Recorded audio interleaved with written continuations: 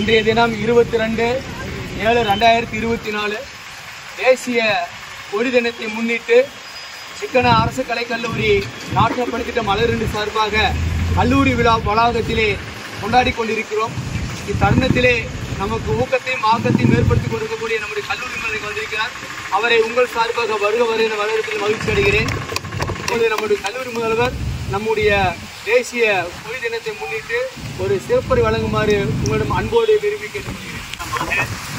கொடி என்பதை அமைக்க வேண்டும், வடிவமைக்க வேண்டும் என்ற ஒரு எண்ணம் தோன்றிய போது இன்றைக்கு இருக்கக்கூடிய அந்த மூவர்ண கொடி அன்றைய சூழலில் தேச தலைவர்கள், அரசியலாளர்கள், அரசியலமைப்பு சட்ட முன்வடிவு முதலான பொறுப்பில் இருக்கக்கூடியவர்கள் மூலமாக இது ஒருமனதாக ஏற்கப்பட்டு முதலிலே வடிவமைக்கப்பட்டிருக்கக்கூடியதிலிருந்து சில மாற்றங்களை எல்லாம் கொண்டு வந்து இன்றைக்கு இருக்கக்கூடிய கொடியினுடைய மூவர்ண கொடியினுடைய ஒரு அமைப்பு உருவாக்கப்பட்டிருக்கிறது.